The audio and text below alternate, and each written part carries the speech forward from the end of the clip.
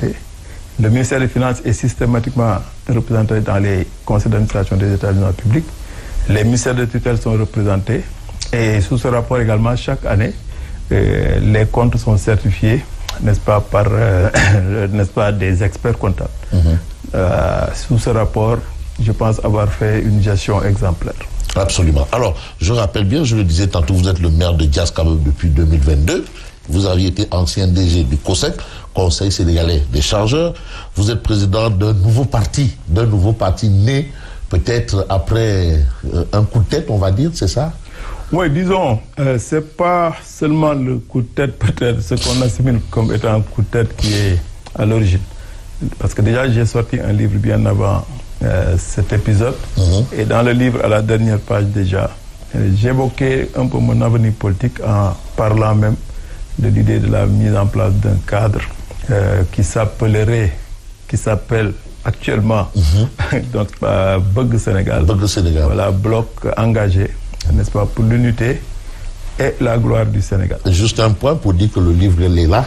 C'est cet ouvrage de monsieur le maire de Diass, Mamadou Dione, qui est à son 13e ouvrage. Hein. Ce n'est pas donné. Même les écrivains chevronnés ne peuvent pas égaler quand même cet intellectuel qui ne s'arrête pas de produire. Donc le livre dont il parle, il est là. Là où déjà il annonce la couleur par rapport à ses ambitions politiques pour le Sénégal et non pour Diass, pour le Sénégal.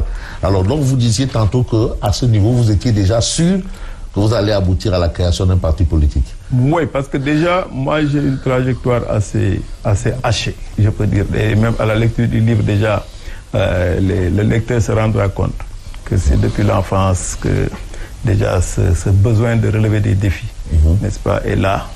Et surtout, j'ai subi énormément d'injustices dans ma trajectoire. Mon histoire en recto verso. Le titre est assez chargé, fort. Oui, parce que tout simplement, comme on le sait, moi je dis, je suis en politique et j'ai tout fait, étant en politique, pour garder mes valeurs. C'est comme si, par exemple, tu te jettes dans une mare à crocodile, voilà, tu vas prier le bon Dieu pour qu'il te transporte, ou qu'il te transforme en alligator certainement, pour combattre les crocodiles, mais après, il faut retrouver son âme d'humain. Quelque part, j'ai subi beaucoup en termes d'injustice, mais à chaque fois qu'il s'est agi de prendre une décision, je n'ai pas hésité. 3 épisodes pour illustrer cela. En 2014, le président Macky Sall désigne une autre personne pour conduire les locales à Diass. Je crée ma liste, je m'oppose. En 2022, en tant que DG du COSEC, le président Macky Sall désigne une autre personne pour conduire la liste de Benno. Je m'oppose, je crée ma liste et je gagne les élections. Quelque part donc...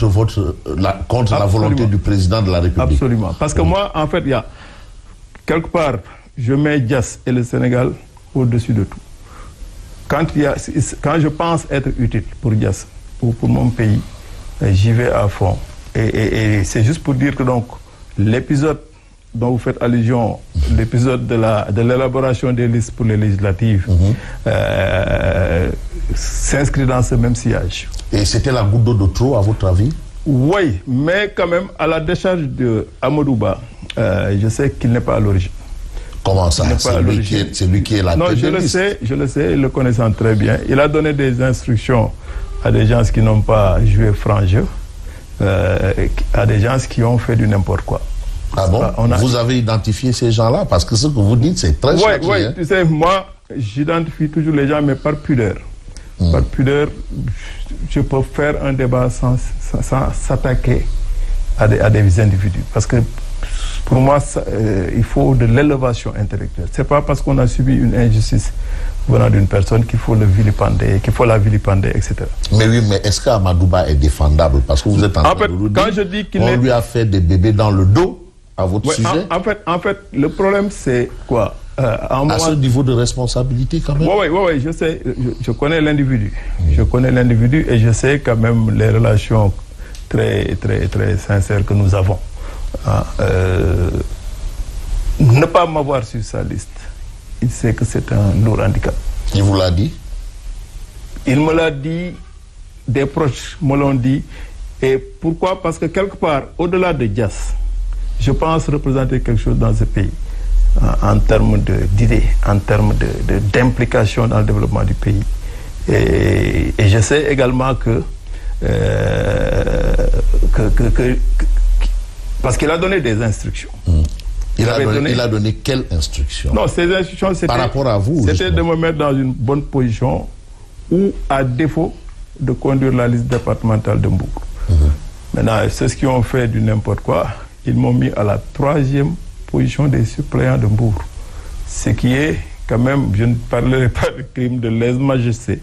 Voilà, ce qui est assez cocasse, voilà, assez bizarre. Mais si la tête départementale est mieux que vous en termes de rendement politique aussi. Non, Fabrice, bon, tu le dis pour taquiner toi-même, tu sais. Non, mais je veux dire, voilà, en fait eux, ils ont des informations que peut-être vous n'avez pas. Non, celui qui fait les listes, moi je suis mieux capé que lui au plan politique. Amadouba? Non, celui qui faisait les listes, celui qui remplissait les listes. Amadouba? Non, c'est pas Amadouba. Amadouba, il a désigné des mandataires, des gens qui s'occupaient de ça. Au moment où lui, il était dans des négociations d'intercoalition. Parce que quand on négocie au niveau des intercoalitions, c'est les têtes de liste qui prennent des décisions majeures par rapport à ces intercoalitions. Les négociations sur les intercoalitions ont capoté à un moment donné. Et quand ces négociations ont capoté, les gens ont travaillé, n'est-ce pas, sur la base d'instructions reçues au départ, qui n'ont pas respecté. Et moi, j'en ai tiré la conclusion très simple que quand on me manque de respect, je prends mes responsabilités. Ah, donc c'est un manque de respect à votre oui, quand même, c'est à votre endroit. C'est un manque de respect. Et j'ai pris mes responsabilités tout en gardant les bonnes relations que j'ai avec tout le monde. Parce que tu sais, moi, je suis fair play. Moi, je n'ai pas d'ennemis en politique. J'ai des adversaires, je peux avoir des adversaires. Mais je donne toujours à l'individu sa dimension d'individu, d'être humain. C'est-à-dire, je ne déshumanise pas une personne. Quel que puisse être ce que cette personne pourrait être amenée à me faire. N'est-ce pas? Mais quelque part aussi, je ne suis pas naïf. C'est pourquoi, à chaque fois qu'il y a eu ce genre d'injustice, j'ai toujours pris mes responsabilités en tournant la page et en ouvrant une autre, notamment, comme c'est le cas avec le parti Bëgg Sénégal, qui actuellement, depuis l'annonce, quand même, je me rends compte que mon carnet d'adresses dans ce pays commence à fonctionner à nouveau. Et les gens m'appellent de partout parce qu'ils connaissent l'individu et qu'ils savent également quel est le moteur de mon engagement politique. Mais oui, est-ce que vous avez l'impression d'avoir été poignardé dans le dos?